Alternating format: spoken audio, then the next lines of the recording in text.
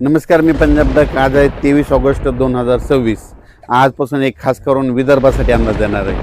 विदर्भातल्या शेतकऱ्याला अमरावती जिल्हा आहे, तर अमरावती जिल्ह्यामध्ये 25, 26, 27च्या दरम्यान चांगला जोराचा, काही ठिकाणी मुसळधार, अतिमुसळधार पाऊस अमरावती जिल्हा, वर्धा, भंडारा, गोंदिया, चंद्रपूर, यवतमाळ, अकोला जिल्हा ह्या परिसरामध्ये ह्या म्हणजे 4-5 दिवसामध्ये चांगला जोराचा पाऊस पडणार आहे. म्हणून विदर्भवासियासाठी आनंदाची बातमी. पश्चिम विदर्भामध्ये बुलढाणा जिल्ह्यात देखील चांगला पाऊस असणार आहे, म्हणून त्यांनी देखील अंदाज लक्षायचा. हिंगोली, वाशिमकडे पाऊस पडणार आहे. सर्वदूर नाही पण भाग बदलत पडणार आहेत. पिकाला दिलासादायक असणार आहे, म्हणून हे लक्षायचं. नांदेड जिल्ह्यात आज दुपारनंतर आणि रात्रीच्याला चांगला रिमझिम पाऊस सुरू राहणार आहे, म्हणून नांदेडकरांनी अंदाज लक्षायचा. यवतमाळ जिल्ह्यात आज रात्रीच्याला चांगला जोराचा पाऊस चालू राहणार आहे. यवतमाळ जिल्ह्यातून अंदाज लक्षायचा. तेलंगणात देखील आज बऱ्याच भागामध्ये रात्रीच्याला पाऊस असणार आहे, म्हणून तेलंगणाच्या शेतकऱ्यांना लक्ष द्यायचा. परभणी जिल्हा, जालना जिल्हा, लातूर जिल्हा आणि बीड जिल्हा ह्या 4 जिल्ह्यामध्ये आज दुपारनंतर विखुरलेल्या स्वरूपाचा बऱ्याच भागामध्ये पावसाचं आगमन होणार आहे. सर्वदूर काही पडणार नाही, पण भाग बदलत पिकाला जीवदान ठरणारा असा पाऊस असणार आहे, म्हणून हे लक्ष द्यायचं. सोलापूर जिल्ह्यात आज देखील सांगोला परिसरामध्ये, पंढरपूर, आटपाडी तिकडे देखील चांगला पाऊस असणार आहे, म्हणून त्यांनी देखील लक्ष द्यायचं.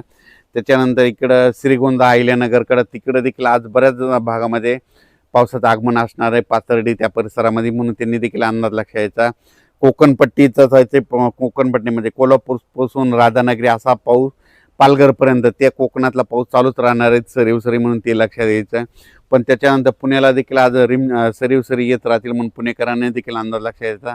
त्याच्यानंतर संगमनेर, अकोल्याच्या सरीवसरी चालूच राहतील.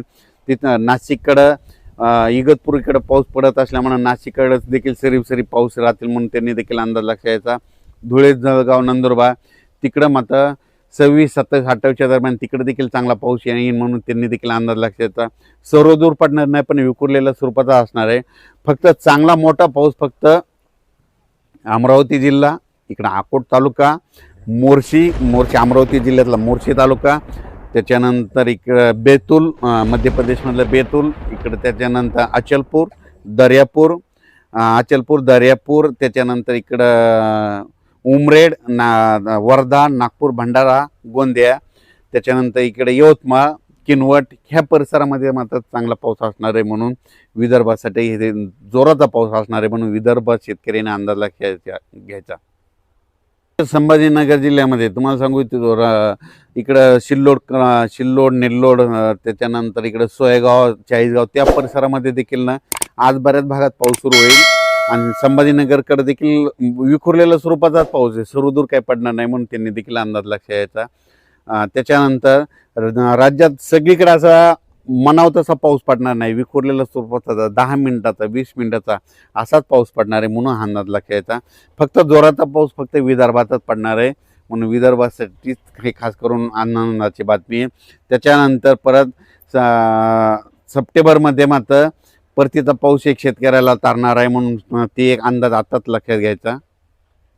25 ऑगस्ट, 26, 27, 28च्या दरम्यान चांगला पावसाचा दौर विदर्भातच राहणार आहे, म्हणून हा विदर्भ शेतकऱ्यासाठी आनंदाची बातमी.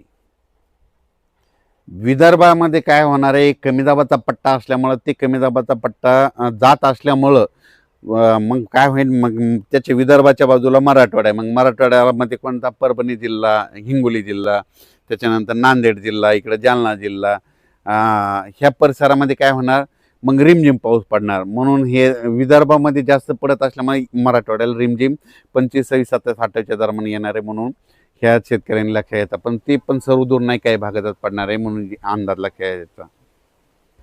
हे पाऊस महाराष्ट्रामध्ये ह्या महिन्यात कशामुळे नाही आलं, तर त्याचं खरं कारण सांगतो. की काय होतं आहे की विशाखापट्टणम ते भुवनेश्वरच्या जवळजवळ कमी दाबाचे पट्टे तयार झाले, तर ते काय होतात, ते सरळ नागपूरकडे येतात. नागपूरकडून काय होतात, इकडं अमरावतीकडून इकडं बैतूलहून इकडे इंदोरकडे जात असल्यामुळे एका पाठोपाठ जवळपास 3 लो प्रेशर कमी दाबाचे पट्टे तिकडंच चालले. तर मग तिकडं जात असल्यामुळे महाराष्ट्रातलं सगळं बाष्प तिकडे खेचलं जाते, म्हणून महाराष्ट्रातला सध्या पाऊस बंद आहे. त्याच्यामुळे महाराष्ट्रात एवढा जोर धरून पाऊस नाही. मग महाराष्ट्रात जोर धरण्यासाठी तुम्हाला सांगू इच्छितो की मछलीपट्टम आहे, म्हणजे इकडे चेन्नईकडे मछलीपट्टम आहे. त्या मछलीपट्टममध्ये काय होतं, सप्टेंबरमध्ये तिकडे कमी दाबाचे पट्टे तयार झाले त्यानंतर ते पाऊस काय होतो तेलंगणाकडे येतो, तेलंगणातून महाराष्ट्राकडे येतो. म्हणून मग महाराष्ट्रात जर पाऊस चांगला पडायचा असेल तर इकडं मछलीपट्टा, इकडं तेलंगणामध्ये कमी दाबाचा पट्टा होणं गरजेचं आहे. पण भुवनेश्वरकडे कमी दाबाचे पट्टे झाले की ते सरळ पाऊस नागपूरकडे जातो, नागपूरकडून मध्य प्रदेश, इकडं उत्तर प्रदेश, इकडं गुजरातकडे तो पाऊस जात असल्यामुळं महाराष्ट्रातला पाऊस कमी आहे. दुसरं काही याच्यामध्ये काही कारण नाही. त्याच्यानंतर हे सगळीकडे काय व्हायचं, सरळ 3 एका पाठोमांड 3 कमी दाबाचे पट्टे केले. आणि आता जे नंतर सप्टेंबरमध्ये जे कमी दाबाचे पट्टे येणार आहेत ते काय होणार आहेत, परत अरबी समुद्रात देखील मान्सूनसाठी पोषक वातावरण तयार होणार आहे.